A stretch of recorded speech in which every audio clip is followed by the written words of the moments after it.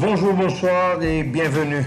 Bienvenue à notre entretien. L'entretien numéro 137. Aujourd'hui, je vous invite à espérer le pire pour pouvoir mieux réagir aux difficultés qui vont venir.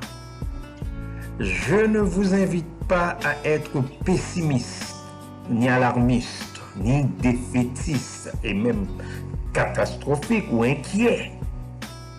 Mais je vous invite à vous préparer à affronter le pire. Je vous invite à vous préparer à affronter les autres difficultés qui vont venir. Je vous invite à ne pas relâcher. Car si on devient faible, quand les choses vont mal, si on fléchit devant la situation présente, si on se plie pour ce qu'on aperçoit, on n'aura pas assez de force pour affronter le pire. On n'aura pas assez de vigueur, de puissance, de robustesse, de fermeté ou de résistance pour affronter le pire.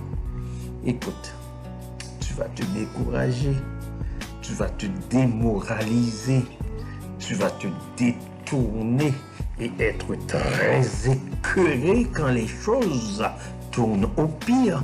Tu ne pourras pas les affronter. Pourtant, Dieu veut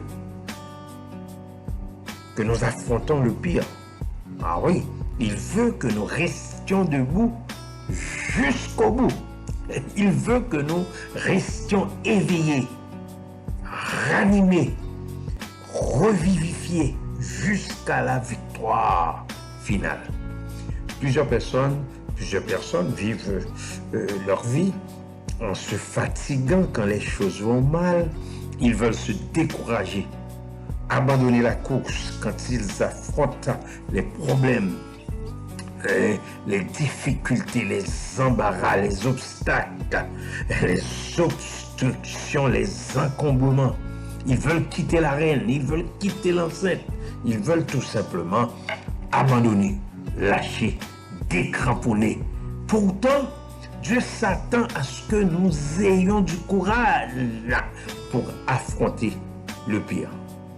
Car ce que nous voyons n'est pas encore le plus difficile.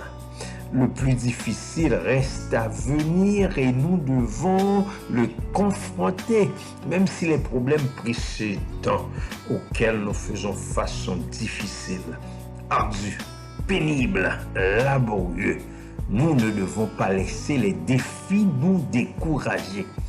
Nous devons par contre faire face à ces défis pour ensuite affronter avec confiance ceux qui sont à venir et qui sont encore plus difficiles. Dans Jérémie chapitre 12, le verset 5, le prophète Jérémie confrontait des difficultés. Mais Dieu lui a dit personnellement, Jérémie, si tu cours avec des piétons et qu'ils te fatiguent, comment pourras-tu lutter avec les chevaux?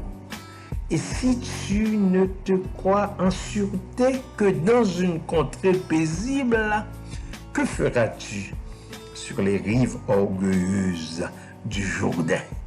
Lorsqu'on faisait la guerre au Moyen-Âge, dans l'armée, il y avait d'abord, dans la première ligne, beaucoup de piétons qui se battaient avec les piétons de l'ennemi. Au deuxième niveau, il y avait les chevaux qui devraient se battre entre eux, mais ces chevaux étaient les plus puissants.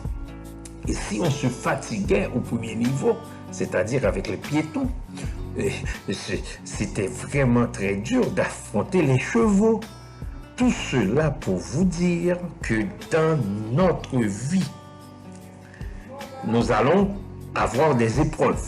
Nous pouvons soit laisser ces épreuves nous abattre, soit les utiliser comme des expériences pour renforcer notre foi en Dieu, afin d'être plus fort dans le Seigneur. Si tu cours avec les piétons et qu'ils te fatiguent, comment pourras-tu lutter avec des chevaux? Et si tu ne te crois en sûreté que dans une contrée paisible, que feras-tu sur les rives orgueilleuses du Jourdain? Ne nous laissons pas fatiguer par ces moments difficiles. Fortifions-nous, fortifions-nous et prenons courage pour affronter le pire. C'est alors que nous remporterons la victoire finale. Kléber Jean-Charles vous a parlé. Au revoir et à bientôt.